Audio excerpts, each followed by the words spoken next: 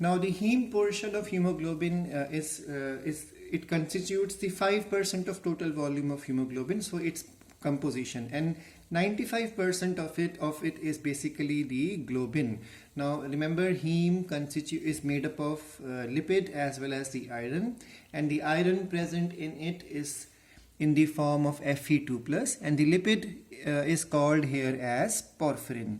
Now next is the globin. Globin is the 95% of the hemoglobin structure is nothing but the protein, and there are two different types of chains of proteins, or if you recollect from the biomolecules chapter, we have learned already that proteins are made up of chains of amino acids. So you can say there are four chains total of present there, but each is of two different types. So two chains are of alpha type and two chains are beta type, and I have mentioned the number of amino acids present in their primary structure.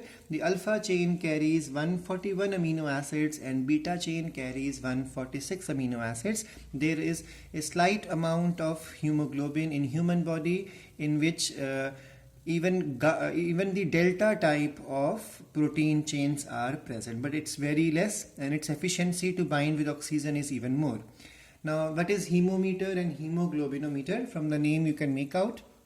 It's the instrument which helps us to measure the amount of hemoglobin present in the blood.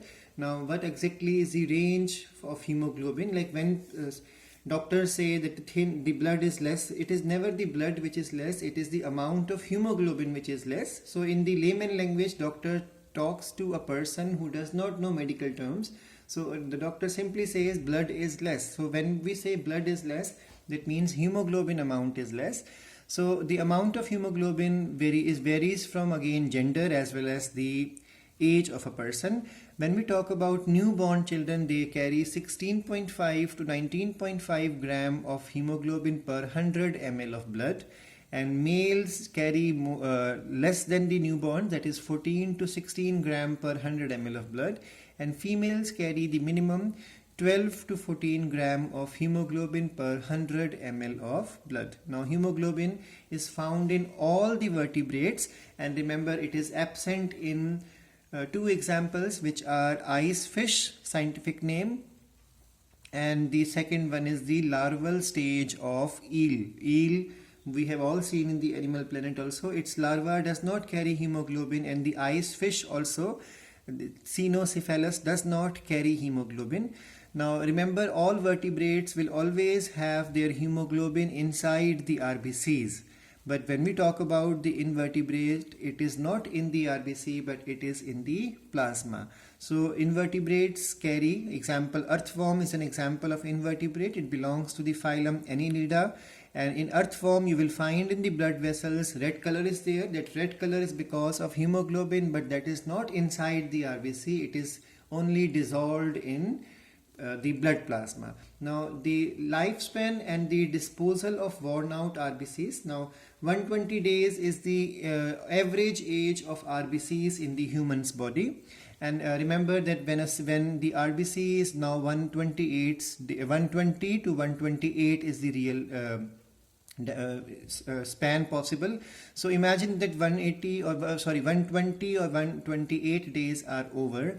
So now this RBC, an RBC will become old by this time. So once it is old, it is going to attract autoantibodies. Now their function is to cause programmed cell death. A cell is supposed to die once its life cycle is supposed to be over. So a programmed death is there, which is working in the human's body also, that every cell knows how many days, how many weeks, how many minutes it has to survive. So that programmed death is called as apoptosis. So once an RBC becomes old, a worn out RBC, it attracts autoantibodies for apoptosis, and this will attacked by the macrophages. Once the autoantibodies attach with the RBC is now more prone or more susceptible for killing by macrophages. Now function of macrophages, we all know that they engulf the worn out things in human body, so they are even scavengers also. So all the dirty RBCs, non-functional RBCs are now attacked by macrophages in liver and spleen. This is the role of liver and spleen, that it is the site where breakdown of the worn out RBCs takes place. This hemolysis is the destruction of RBC. So you can call it as destruction of RBC. And remember, every second in humans body 2.5 million RBCs are undergoing hemolysis, and 2.5 million RBCs are undergoing erythropoiesis. That means equal number of RBCs are getting formed and destroyed, so that the normal range remains always available there. Now, how these dead RBCs are finished, let's understand quickly in a flow chart manner. A dead RBC, the main thing is, the main point in the RBC is the hemoglobin. So when a dead RBC is there, it will undergo breakdown and its hemoglobin is left behind. Now this hemoglobin, which is made up of heme and globin, will also undergo breakdown. Globin is the protein part, so protein undergoes digestion to give rise to amino acids, and these amino acids can be further used to form new types of proteins, even RBC protein. That means globin can be formed again fresh, and then heme will undergo breakdown to give rise to iron and the porphyrin. Remember that iron is supposed to be stored in liver and bone marrow and spleen in the form of ferritin and hemosiderin, and these proteins, this iron can be used to form new RBCs in the bone marrow.